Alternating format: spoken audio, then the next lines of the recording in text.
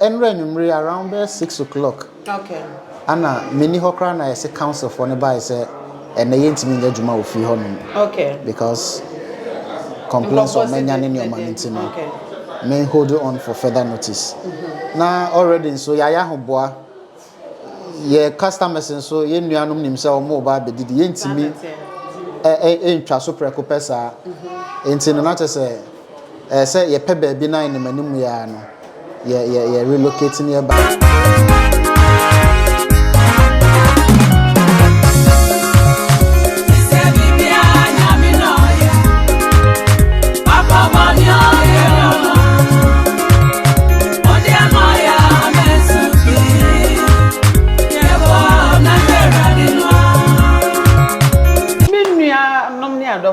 For more schedule Juu TV.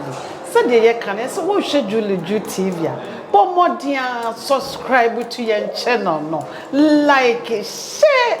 we have my comment. Me say we say de Emma ye more vim. Emma ye mora ne boost your immune system no. Ama brain na ye nya hoden da. Aye program foforo e dia brew ama wanya bi ahwe. Enemu ni ba bia ye wo. Ye wo ye nua be ma papa bia woto ne bo ase asumdue mu a ehu se Ghana na sab obi kan ne wo Ghana no edu kosie de bia me na na fofo bebre on be fa me ekodi motu ye kodi tuozafe ye kodi fufuo weekends and the wo ye deva before and the akra ko dipa kro de wo fi akra ko takra de kra o man so ba be fa mo akwa didi. Enti me nua be me atena se adwen ho se sa Ghana style e wo so no so de bakrom ha na yenso so edu weekend ye pie because de bia ye di ye mfie aduane sorry ye di aduane bia ye pe bia we die o se ono opopo ne nsa no into edu weekend yenso ye mpie ye mra medidi te se de na ye wo Ghana na nti we do me ye feli ho enti sabe yense bre no ye be kominu ya be man ho ne ne na twetwen enkomo enti time ne kuchu na meba papa ye ma wa ko ababa Juu TV so ya ena auntie Julie papa na odin di say pacho me din di Kofi Demanya. Okay me din ankasa na Kofi Demanya odin de Demanya no e da se be ye be ana yes ana me ya igbe ni ankasa. Oh okay oh I see edin no ba obi e ho ba bia ofre papa na na brantie pa telewa shock me o e ba ni sei e na wotena ase dwene ho se o pese wo de ye lifestyle na e wo Ghana na weekends bia ye pie e ko di die wo to die wo na no ani to zafe motuo ani fufuo wo outside adwen ben na ba wa adwen mu a wo ye wa adwen so be bibisa ye mama Julie we de didi ka meda wase na meda Julie Juu TV atiefo nyina nso ase okay e be se medin de mabo medin dada papa enti no medin chia kase nso be ma my godfather Professor Kwesi Chiamoabin. Okay. Or Japan. Oh, okay. And Mama Tina. Okay. Or US. Okay. And Nana Ampim Dako, Akokwaso ni fahene. Okay. Say Omunina Tamechi. And a Jumedi. And I say, at me. Vim. Yes. Almost time mechi. Okay. And a Jumedi, but so say, me back room hanches. Okay. But Mr. D, who say, I say, you feel lifestyle, no? Any happen be sorry, I call restaurant in your ma. Okay. And no, your coffee and so I any animal coffee, no to say, Omu coffee be omu person call local place. Na omunko didi, na omu home buy omu. Yeah. Enti minya idea ni say, I didn't me emfa bibisa, emba krom ha say. In fact, idea ne buy na me godfather, Edi hun komo Professor Kwesi Chiamoabin. Okay. Or Japan. Okay. And also can say a very good idea because also a businessman. Okay. And then you are no money until say best starting. Until you start with you, now you are working for Nikakra. Okay. Near dinner, they are two now for air comment. Okay. Until you say no, yeah, a day amount for Bejatum. Okay. Until just last month, yeah, and you say no, you better lunch it. Me and Casamidi, the coffee, and I'm the can't. ana me I love tradition. Okay. Time bia me pese yen culture ne bia ye wo bia no. Me pese yen portray your culture ne hu say yes me ye Ghanaian. Fantastic. Enti me yesa me nkofa brofu din bia mfa ntoso hu bia Kofi MUKASE. Wow. Ena ye sha se na nyame se yen ka no kre ada ye bie ade na no nso no chese eje yensem. Okay. Na e free ho nso no chese Ghana for no de omo ho agim em se mo ba mo ho abrofu nyina ba me chese obi kan ese menya shop enya sem ketwa nti no adwen na ba ya ne se ye de Ghana lifestyle no ebe ba ha na at least ye wa ha kra na ye be feel at home. In fact me ne maba wa bi kasa na asemo mo kan se in fact wo mu ehu sania wo ye wa adwen se what me atena se plan se wo de Ghana lifestyle no be ba ha no omo drive over 5 hours or say bi mo me ba ma tiete bi no mo say for omo drive 5 hours from far away no ma ba ha e bi 1 hour ne ade no de ba ha say ba be didi enti wo hu ne se grofo fi achirichiri e ba be didi no wo feel say in fact ma me hu say ye ni so ade hu no because anya me nko ama ni so ade hu no ye team okay ye ni so ade hu no a ye pese ye be ma amanfo afele at home na bem because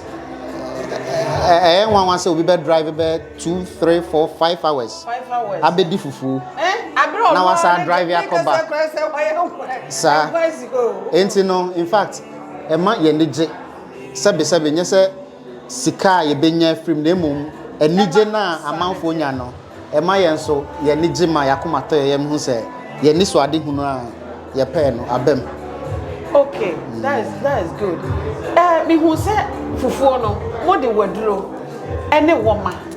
ene ewo. Because krom ha de enkaja wo go obi afia. Oh yeah, oh me ko katum, na je se wakoka. Oh chale wo ho nkwa se bi o me katum. Oh me nkwa bi si wo me ba be katum. Ba wo de me who say katum no, yen traditional katum. Waduro ni woma aye obi ba kwabra ni jina so wo ni tu. Eno nso wo just a plan ben na wo adwin say wo di waduro ni woma Ghana style no ebeba because what come ye hu say wo ye wadwin say wo di Ghana style no beba ha but said ye waduro ni woma yi na minim say krom ha say no to get waduro ni woma ne ande no enye easy say obenya bi nti eno so o twen ho say o kra obi no bi free Ghana bre wo ana akohwehwe bi o ba bi tosi wo ana wo plan say dachi bia meye choba no wo sheda egbo wuti mu ehwehwe si wo say in future bia mpese meye choba na ma yes ade yo mama jill das me say senior medical kan no say yes the Ghana lifestyle ne ba de na ye de ba enya afi ne ye be ye enfrafra enti no ye be say that to me boy me say that the same cry ye be no me say that to me bu say tan kra no ye won tri bebre okrom ha yeah but tan kra the free Ghana ne ba ya de ye bi bia free Ghana enti no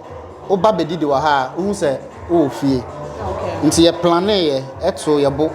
e kra ne o ma ne nyina me am into shipping okay me ye shipping the back room had that enti no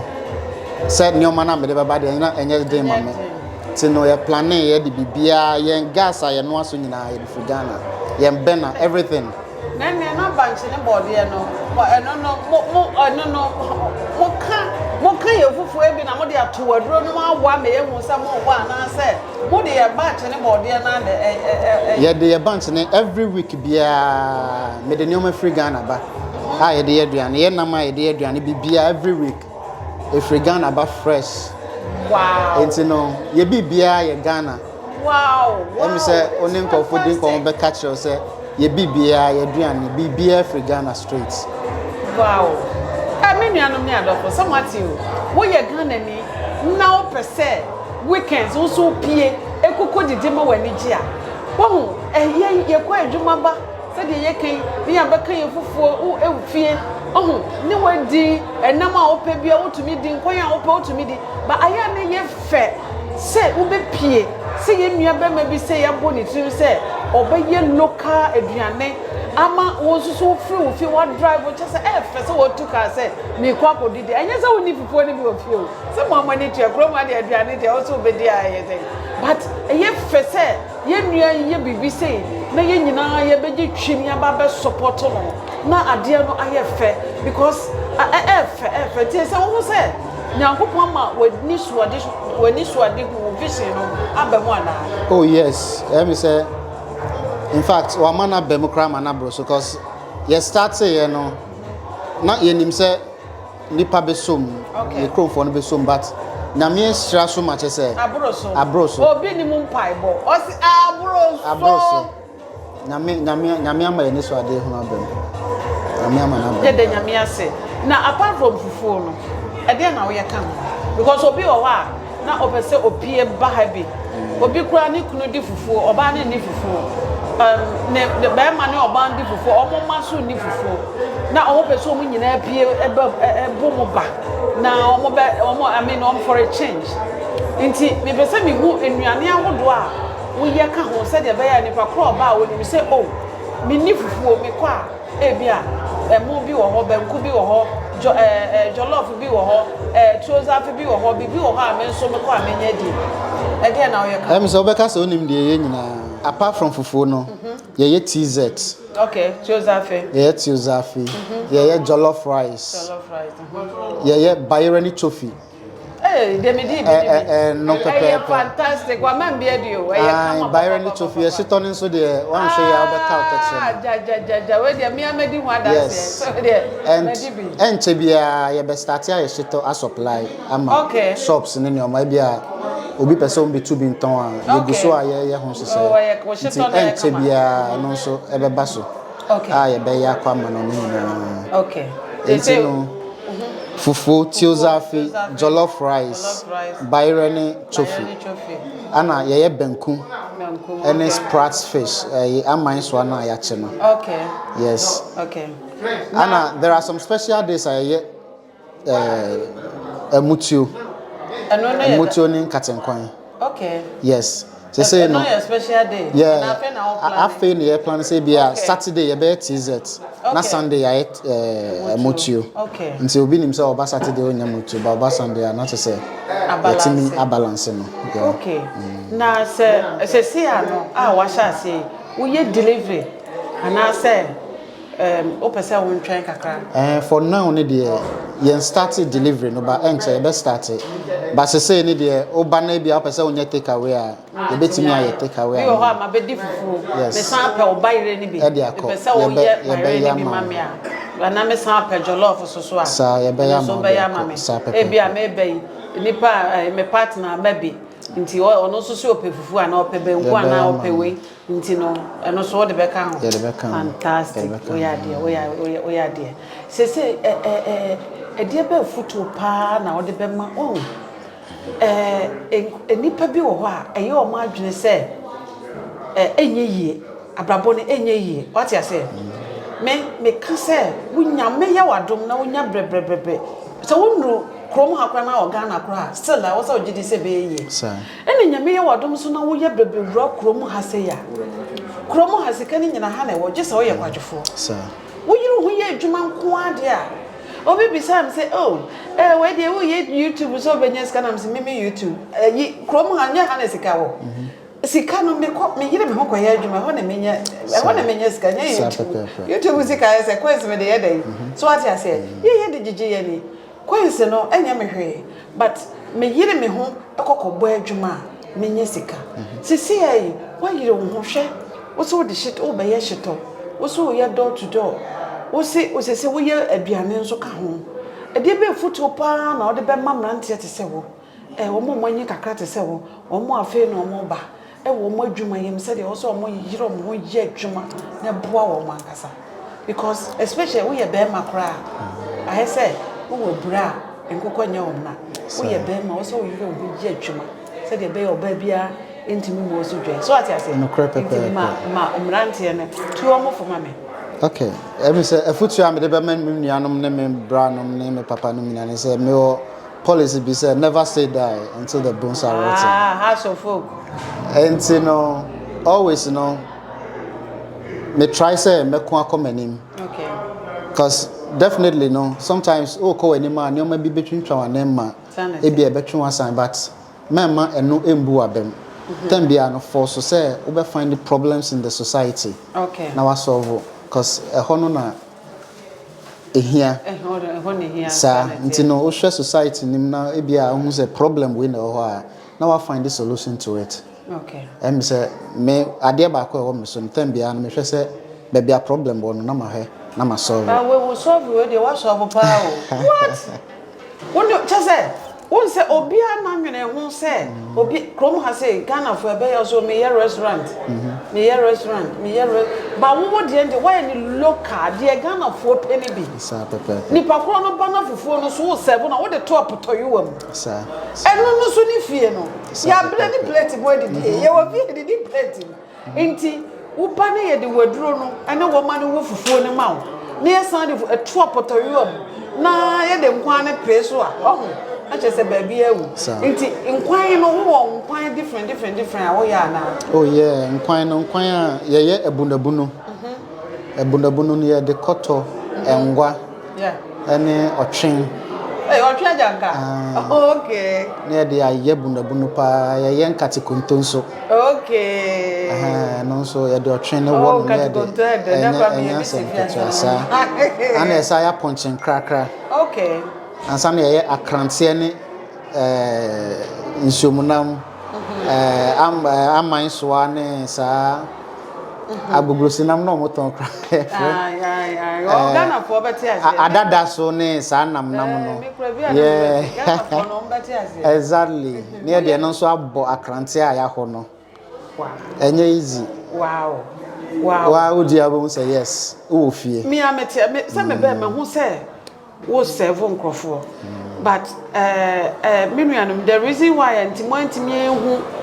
fufuo ne nkwan ne niema no say change of environment intino ama niema bi wo ho aye ntimi enshutu anhye ade ne fufuo no ye ntwa no profo amfa ma amekire mo but ni nyina se ne wo ka no sa na ni nyina te papa na wo ka say wo location no esa eno no say na wo ka no. Oh okay, let me say me start a business no meaning say business bi ansa na kro how be aduane adwuma no say o register yeah wo aban mu yeah we say o call local council now register me ye ni nyina ama yen council omo ba fie e be hwe bibia e approve ye okay omo ma me 5 star I mean and 5 star yeah that means you yes me rating the 5 yeah I just said that's the highest na quality control exactly o majimatum enti me started na mum ye started ye no ase nipa e ba ho no e do so sensenia na omodwen nti e ko ba asa neighbors no I started complaining say no nipa ne do so in fact ye go so just Enron around 6 o'clock okay ana many hokra na say council for ne ba say e na yentimi nya djuma ofi ho no okay because complaints on many in your man no okay may hold on for further notice na already so ya hoboa ye customers so ye nuanom nim say omo ba bedidi ye ntimi ntwa so preko pesa enti no na say say ye pe ba bi na in manim ya no ye relocating ye banti no akoy say na no be say bibia ye so bibia emergency na de bibia emergency me ametia say bibia wa ha ne bia no the service na ade nyina bibia e what see ne mo kasa eno no ye emergency use yeah ai nti say nyame boa na wonya o permanent place me feel say the address ne be mankofo exactly nti say na opeso ka chen nkofo say no say obi pese oba all the address that na onyu subra yes na o the bar ana say ofre wa say bu betimi adare ba bia wo bia o mo de dada na ba wo betimi de o ma ba ba bia wo oh yes say no say o pese umbra say already na weekends okay and e when so the weekend do na ofre program ho bia na e be mo ahu okay because say na kwesa afi na ye permanent location no okay nti no say ahase ya ba ha na o transfer ye be ba ha but I'm saying next week will be a book that nti no nya de amensa beka okay nti na no exactly and I say be cancel next week. Nti no, o frame me ade ho bia no, na me wo hu. Okay, nti say o pese o che say obi adofo bia obi o pese next week oba no on frɛ once. Exactly. Any your number no. Fatujwa na manfo hu number on be frɛ wo so ansana o mo aba because obi drive 5 hours. No be bedru hana hwe angoso a obedwa kakra so what you say into for number my number is 0746 okay 373 6033 okay 0746 373 okay 6033 na course ne doso nti no de wo WhatsApp me a eno no menya ho a mehwa na yese ebi abefre na me gira phone so na mentimi amfa na course ne so ba na ba nti o de se o frɛ na mentimi amfa o de ma me WhatsApp me reply o me nuanom ne adofo se mate wo se wo frɛ no o ba ha se ya esan se wanya problem mo nim krom ha se wo fie kura wo te ho na wo nwom de da enwom na no de kakra bi a wo neighbors be report to ama cancer ba be ma wo ne wo fie kura wo fie afu a wo no ye no wo neighbor be report to ama cancer say wo fie afu wa no a wo de moamoa ebeba ne ono ne ho enti no ama cancer atro aba be ma wo ne se wo ti fie na wo tanya nkofo ta be sasa wa wo neighbors no report to ma cancer cancer for eba wo fie ye tro letter bro eba wo fie ebe te warning omo te warning na omo hwe na nkofo report a afi next time be ba na omo ni police for e na eba some who approach life enti se Ghana na nkamenu aba me wo ni fie enokura won ha na ho nko register mo obi azan oba e na duane aton na me boa no ne se wo ye na duane aton obi e mo na go obi anya ne hwe nenso ye ka kira mo se abochire emra ene edi chichi kro enonti na ma abochire ekoso no timahu Ghana nanka obi yese nanka obi ninuye bi ko kan se wo ye da wo kira wo dodo wo betimi abaka kira me se minja maduane ye enso esan mra no mo de ye achichire o mo kro nti yenso ye di mra ne so e de mra no enso aboa wo mo papa me pese wo chia wadofo afa na wadofo na ebua wo mo ne watimu app no eye adwuma me pese wo chia wo mo na wo da wo mo ase na fei obi a woni ni bia wo dofo customers obi bia me the floor na ma da wo mo nyina ase na fei chia wo mo na da wo mo ase na yo me da ase say medical da me papa professor Kwesi Chiamu aben ase ne my sister Martina US ne nana ampem da ko akokwa so ni fa hene me da bunyina ase me Chiamu nso na aseda ne kese pa nso koma me maame anti akua de menya achima kokwa so ana o enemy brothers me duanom doso brother menyo akwese me braba ko on the main chef on the ofie okay 20 mi amba ono so friend Samuel de menya my sisters omo ho sister ba ko so aha mama sister Odifo Achu in fact enuanom doso bra ben me kasa me bubodin a eni adofo nyina abusuani nyina me do bia sese monso mutumifo se amende me ye no ebeboa me a ede abedrum pempen so yi me da customers nyina nso ase say even just Enron say me see ya me nya de to me page say ya change location and wa ba em say wahu nipa abaha say me akra na age mensem ye duan ne kra asa okay cause na ye nim say ebeba say nti an sheda anye bebre sa but omo de odo abodo ma baby ewo bia no ene de omo kan say baby biara meko bia no ombeba say de enuanom ye pe baby say bia o asase bi da ho na opese onfa ma Kofi MUKASE na ye mbe develop na ye mfa ye business ya ye be ye